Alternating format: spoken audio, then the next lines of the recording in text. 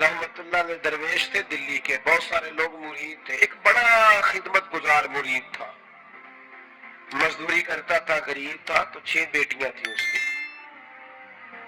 حضرت صاحب کے پاس روز آ کے کہتا حضور بچیوں کے لیے دعا کرے، اللہ کوئی اسباب پیدا کر دے۔ ایک بچی کی شادی کا خرچہ 1000 دینار ہے اور میں غریب ہوں، حضرت صاحب دعا کر دیتے۔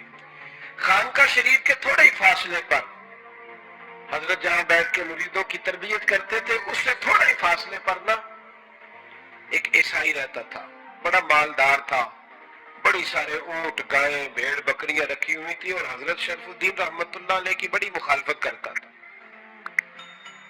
اور یہ جو آپ کا غریب مرید تھا، یہ اس کا پڑوسی تھا، ایک دن بلا کے نا ان کو کہنے لگا کہ تو کدھر جا کے جو ہے وہ ٹکرے مار رہا ہے، وہاں سے کچھ نہیں ملنے والا، وہ تجھے کیا دیں گے جن کی خانقاہ خود چندے پہ چلتی ہے، مدرسہ چندے پہ چلتا ہے، مسجد چندے پہ چلتی ہے، تیری بیٹی کا معاملہ کہاں حل ہوگا؟ تو اس درویش نے کہا کہ تو میرے پیر کو نہیں جانتا، تو مجھے میرا محبوب نہیں ڈٹھا، تو پتہ نہیں نا، تو اس رستے کا مسافر نہیں، تو نہیں جانتا، ان کا بس چلے نا تو وہ ہر قیمت میں میری بیٹیوں کی شادی کرا دے۔ اب وہ عیسائی تھا، کہنے لگا اچھا چلو ٹھیک ہے، اگر اتنی بات ہے نا تو جاؤ ان سے جا کے کہہ دو کہ 6 سال کے لیے میرے ساتھ معاہدہ کر لیں، تو میرے جانوروں کو چارہ ڈال دیا کرے، 6 سال ڈیوٹی کرے، میں 6000 دینار دے دیتا ہوں۔ وہ میرے ساتھ 6 سال میرے جانوروں کو چارہ ڈالنے رکھتے ہیں نا، آپ چارہ ڈالنے کے لیے ایڈوانس پیسے دے کے، اب تو لوگ انہیں بھی غلامی بنا لیتے ہیں، بڑی تھوڑی تنخواہ دیتے ہیں، ظلم کرتے ہیں، پورا معاوضہ نہیں دیتے۔ حضرت شیخ شرف الدین کے بارے میں وہ کہنے لگا جب اپنے پیر سے جا کے کہے کہ میرے جانوروں کو 6 سال چارہ ڈالے، میں 6000 دے دیتا ہوں، تو جو کہتا ہے ہر قیمت پہ جانے کو تیار ہے۔ اس نے جب یہ بات کی تو مرید نے ناراض ہو گیا، وہ لڑائی ہو گئی، گریبان پکڑ لیا، جھگڑا ہوا، بات بڑی دور گئی۔ اس طرح کی بات کرتا میرے حضرت کے بارے میں، تیرے جیسے کئی میں وہاں کام پہ رکھا دوں۔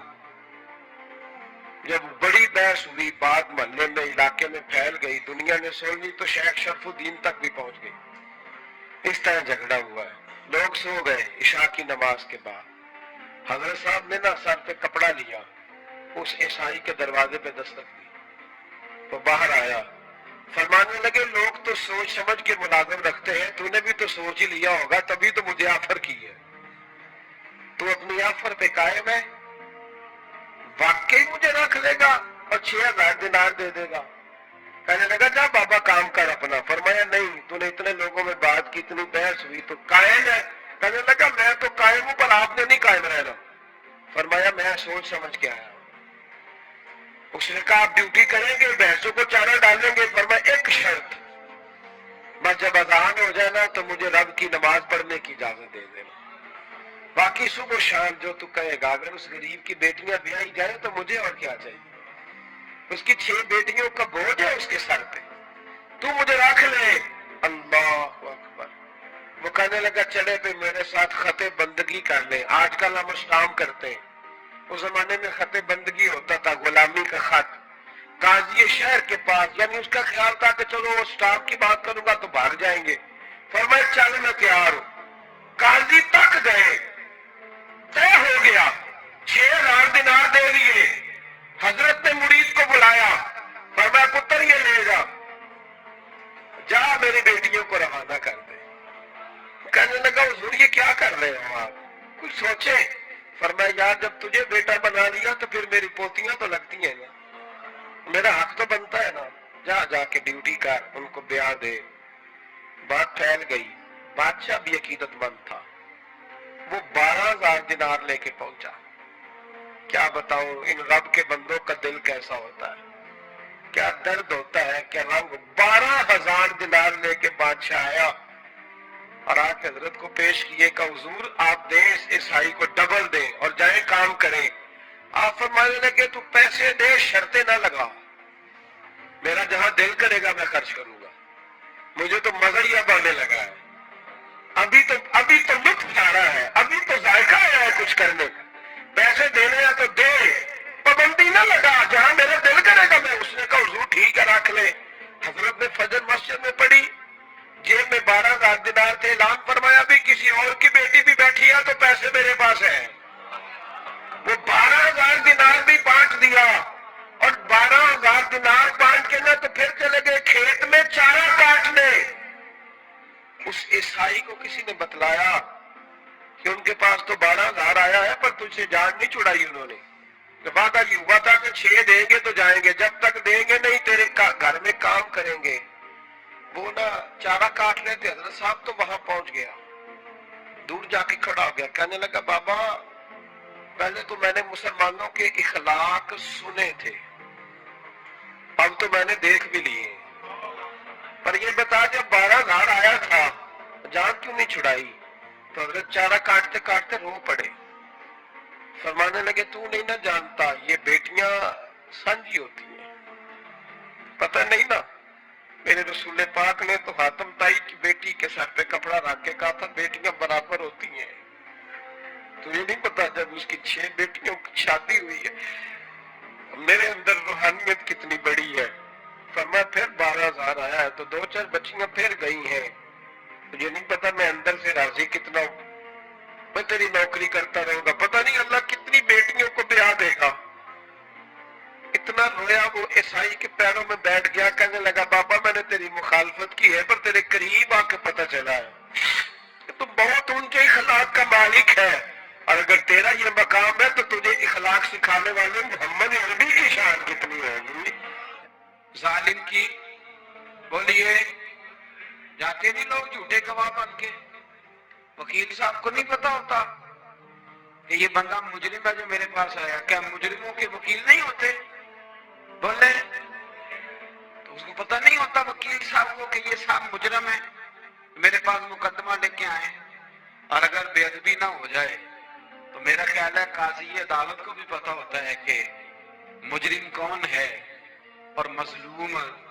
میرے نبی پاک صلی اللہ علیہ وسلم نے اس قدر زیادہ سختی فرمائی اس مسئلے میں, فرمایا جس کو پتا تھا کہ فلاں آدمی ظالم ہے, ظلم کر رہا, پھر وہ ظالم کا گواہ بنا یا اس نے ظالم کی مدد کی, کتنی کی؟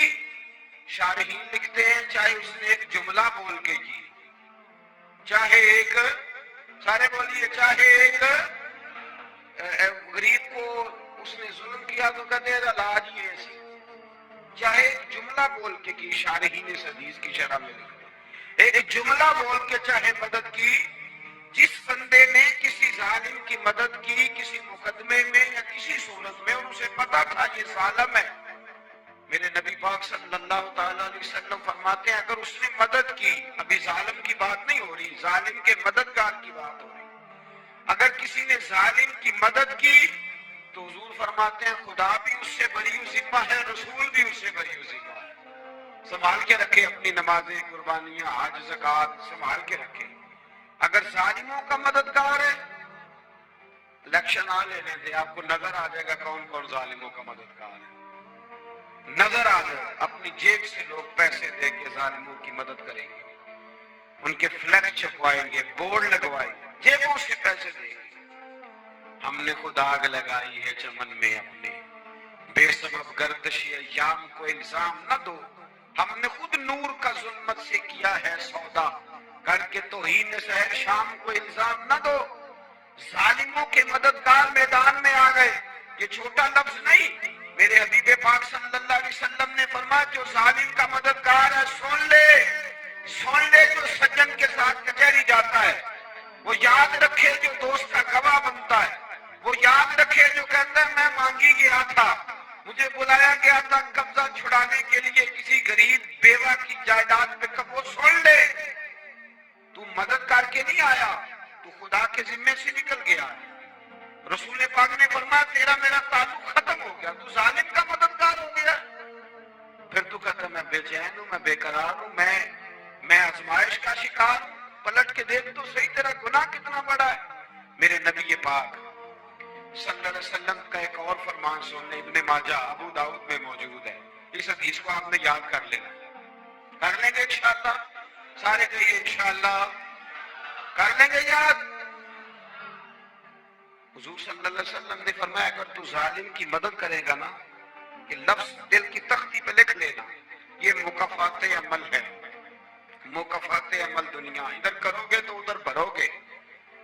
فرمایا اگر تو کسی ظالم کی مدد کرے گا، سن لے حضور کا فرمان ہے، اگر تو ابن ماجہ ابو داؤد صحاح میں موجود ہے، فرمایا اگر تو کسی ظالم کی مدد کرے گا تو رب تعالیٰ مرنے سے پہلے پہلے تیرے اوپر بھی ظالم کو مسلط کر دے گا، تیرے اوپر بھی ایک دفعہ ظلم ضرور ہوگا اگر تو ظالم کی، وہ کسی صورت میں بھی ہو سکتا ہے، کسی صورت میں بھی تیرا بیٹا ہی اٹھ کے ظلم کر دے گا، تو الجھ جائے گا، کسی نہ کسی جگہ تیرے لیے تباہی کا سامان ہوگا، تیرے اوپر ظلم ہوگا، اس لیے کہ تو ظالموں کا مددگار ہے۔ چاہیے یہ تھا کہ تو مظلوم کی مدد کرتا، انسانی ایمانی یقین کا فریضہ سر انجام دیتا، تو ظالموں کا مددگار ہو گیا۔ ٹٹول کے دیکھ لے، رزلٹ نکال کے دیکھ لے، ہمارے زمانے میں ظالموں کے مددگار زیادہ ہیں، اتنی لمبی زبانیں نکال کے ظالموں کی مدد کرتے ہیں، بڑے بڑے کالم نویس اللہ نے انہیں قدرت دی لکھنے کی، تو اپنا قلم ظالموں کی مدد میں خرچ کرتے ہیں۔ وہ لوگ جن کو اللہ تبارک و تعالیٰ نے قدرت دی، ہمت دی، طاقت دی، کچھ لوگ ان کے حلقہ احباب میں، وہ اپنے لوگوں کو استعمال کر کے ظالموں کی مدد کرتے ہیں، ظالموں کی مدد کرتے ہیں۔ میرے نبی کریم سید عالم نور مجسم صلی اللہ علیہ وسلم نے فرمایا اگر تو نے ظالم کی مدد کی تو جب تک تو توبہ نہیں کرے گا رب تجھ سے ناراض ہی رہے گا، اللہ تجھ سے، اور بھائی جس سے رب بھی ناراض ہو گیا، نہ کھانا نہ پینا نہ سونا نہ جاگنا نہ نیند، پھر تیری ہر چیز تیرے لیے آزمائش ہو جائے گی، پھر تیرا سایہ بھی تیرے لیے خوف کا سامان بنے گا، پھر زندگی جیتی جاگتی لاش بن جائے گی، تو اپنے کندھوں پر اپنی میت اٹھائے پھرے گا جب تو ظالم کا مددگار ہوگا۔ اور نبی پاک صلی اللہ علیہ وسلم نے فرمایا ظالموں کا مددگار بھی ظالم ہوتا ہے، ظالموں کا مددگار بھی، سارے بولے ظالموں کا مددگار بھی، نہیں کو نہیں، آپ سارے نہیں بولے، ایک دفعہ بولے ظالموں کا مددگار بھی، پکی بات ہے، ظالموں کا مددگار بھی، جس کا یارانہ ہو، جس کا دوستانہ ہو، جو کہے میں نے نا اس کو اوکھے ویلے کے لیے ظالم کو یاد رکھا ہوا ہے۔ کبھی مشکل پر رکھے نہیں ہوئے لوگوں نے ظالم دوست، کہتے میں نے رکھے ہوئے ہیں، بلکہ ہمارے دیہات میں تو کہتے ہیں میں نے بازو بنائے ہوئے ہیں۔ کس کو بازو بنا لیا؟ ظالم بھی کبھی بازو ہوتا ہے، جو ظلم کی تلوار لیے میدان میں کھڑا ہے۔ قارون، حامان، فرعون، نمرود کا حال نہیں لوگوں نے دیکھا؟ اپنے زمانے میں آپ نے کتنے لوگ نہیں دیکھے جن کے سائے سے، آواز سے لوگ کانپتے تھے؟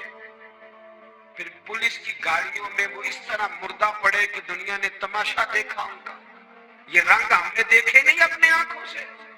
فرمایا ظالم کا مددگار بھی، جو کار میں بٹھا کے لے کے گیا وہ بھی ظالم، جس نے چائے پلائی وہ بھی، جس شخص نے کھانا کھلایا وہ بھی، جو کچہری تک ساتھ گیا وہ بھی، جس نے فلیکس کے نیچے بڑے شرابی کے نیچے چھوٹی اپنی فوٹو لگائی وہ بھی، جو ووٹ کی پرچی ڈالنے گیا وہ بھی۔ کہہ دینا بات نکل گئی کہ حضرت صاحب نے سیاسی تقریر کی ہے، کہہ دینا، پر بات تو سچی ہے نا۔ خوگرے حمد سے تھوڑا سا گلا بھی سن لے، خوگرے حمد سے تھوڑا سا بھی گلا۔ امام مالک کے پاس ایک بندہ آیا، اس نے کہا حضور میں درزی ہوں، ایک ظالم بادشاہ مجھ سے کپڑے سلواتا ہے، میں تو ظالموں کا مددگار نہیں نا۔ ایک ظالم بادشاہ مجھ سے، حضور میں تو مددگار نہیں نا ظالموں کا، جو فرمایا ظالموں کا مددگار بھی ظالم ہوتا ہے، تو کپڑے لے کے آتا ہے میں سی کے دے دیتا ہوں، ذمہ داری نہیں۔ ایک آدمی دکاندار ہے، اس سے کوئی بندہ چیز خریدنے آئے گا تو تھوڑی کہے گا میں نے نہیں دینی، تو دے گا۔ کوئی بندہ اگر کسی شخص سے کوئی کام کہتا ہے جو اس کی فیلڈ ہے، اس کا شعبہ ہے، اس کا معاش کا وہ سلسلہ ہے، کہتے یا رسول اللہ صلی اللہ علیہ وسلم ظالموں کا مددگار بھی ظالم، حضور نے فرما دیا۔ تو امام مالک سے بندے نے مسئلہ پوچھا، دل کی تختی پہ لکھنے والی باتیں ہیں، کہا حضور میں درزی ہوں، ظالم کپڑے سلواتے ہیں، میں تو مددگار نہیں نا۔ امام صاحب کہنے لگے نہیں، مددگار تو وہ ہوگا جو تجھے سوئی دھاگا فراہم کرے گا، تو پورے کپڑے سی کے دیتا ہے، تو خود بہت بڑا ظالم ہے، تو پورے سوٹ سی کے دیتا ہے، تو بہت بڑا ظالم خود ہے۔ مددگار تو وہ ہوگا جو تجھے دھاگا دے گا، جو دے گا. جو ظالم سے اتنی نفرت ظلم کر کے بنتا ہے، یہاں تو ہمارے زمانے میں ہیرو بن جاتے ہیں. ظالم ہیرو ہے، لوگ اس سے ڈرتے پھرتے ہیں، گھومتے پھرتے ہیں، اور بہت سارے کم مزاج لوگ اس کے پیچھے ہاتھ باندھ کے پھرتے ہیں. ظالموں کی مدد کرنا، ظالموں کے ساتھ رہنا، یہ ظلم ہے. ظلم، یہ زیادتی ہے. میرے نبی پاک صلی اللہ تعالی علیہ وآلہ وسلم نے ارشاد فرمایا، یاد رکھو رب فرماتا ہے میں مظلوم کی مدد ضرور کروں گا، چاہے جلدی کروں چاہے دیر سے کروں، میں مظلوم کی مدد. اور حضور صلی اللہ علیہ وسلم نے فرمایا ہے، حضرت معاذ بن جبل کہتے ہیں حضور نے مجھے یمن کا گورنر بنایا. جب میں جانے لگا نا تو حضور نے بڑی نصیحتیں کی، بخاری میں موجود ہے. فرماتے ہیں جب میں پلٹنے لگا تو میرے رسول نے فرمایا معاذ ایک منٹ ٹھہر جا، ایک بات میری یاد رکھنا، اس کو نہ بھولنا. کہا حضور کیا؟ فرمایا دیکھنا کسی پہ ظلم نہ کر بیٹھنا، کہیں تجھ سے زیادتی نہ ہو جائے. محبوبہ پھر حضور نے فرمایا سن میرے معاذ، میں تجھے گورنر بنا رہا ہوں، زیادتی نہ کر بیٹھنا. یا رسول اللہ صلی اللہ علیہ وسلم کیا ہوتا ہے؟ تو میرے کریم نے فرمایا جب مظلوم دعا کے لیے ہاتھ اٹھاتا ہے تو عرش کا مالک کہتا ہے فرشتوں پیچھے ہٹ جاؤ. عرش کا مالک کہتا ہے فرشتوں پیچھے ہٹ